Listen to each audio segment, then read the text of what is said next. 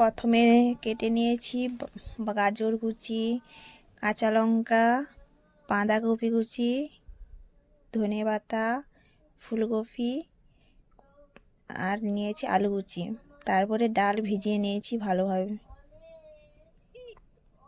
এবারে মিক্সিতে ব্লেন্ডারে পেস্ট করে নেব। পেস্ট হয়ে গেছে।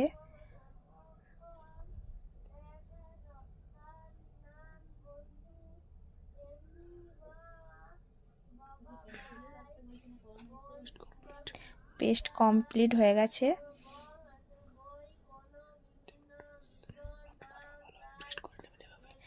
আপনারাও এভাবে ভালো করে পেস্ট করে নেবেন ডালটাকে। তারপর এইভাবে আমি দিয়ে দিব বাঁধাকপি কুচি, ফুলকপি কুচি, দিয়ে দিলাম ফুলকপি, তারপরে দিয়ে দিলাম আলু কুচি,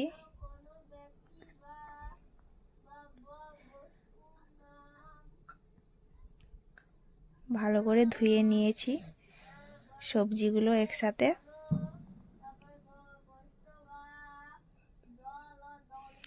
এবারে দিয়ে দেব গাজর কুচি,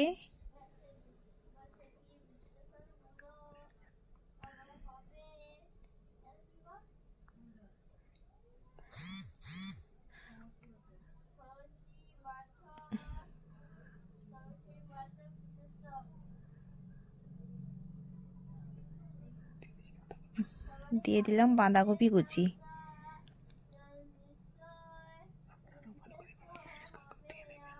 আপনারাও এভাবে পরিষ্কার করে ধুয়ে নেবেন। ধুয়ে নেবার পরে সব কিছু একসাথে মিশিয়ে নেবেন।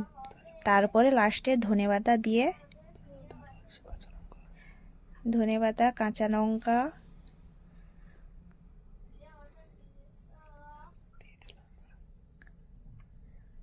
দিয়ে দিলাম। তারপরে আদা কুচি, গোটা জিরে, স্বাদ মতন লবণ,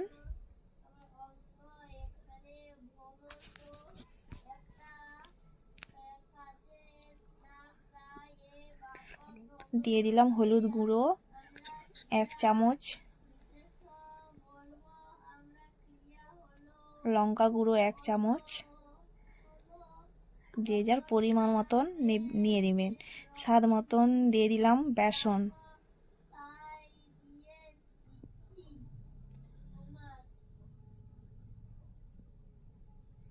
আমি এখানে হালকা বেসন ব্যবহার করেছি।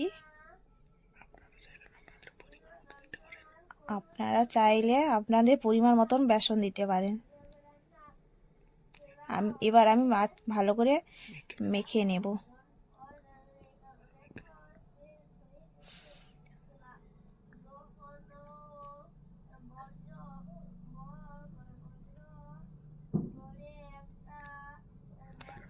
ভালো করে মাখা হয়ে গেছে।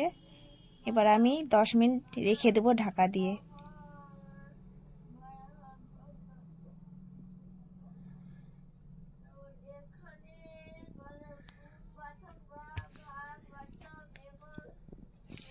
হয়ে গেছে 10 মিনিট। আমি এবারে কড়াই দিয়ে দিয়েছি ভালো করে ভাজা হতে।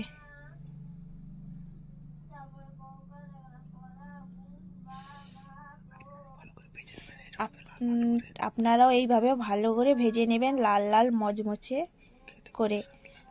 খেতে খুব সুস্বাদু লাগবে।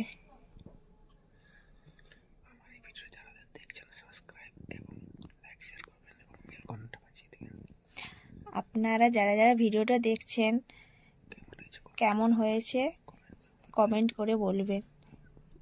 ভালো লাগলে ভিডিওটি অতি অবশ্যই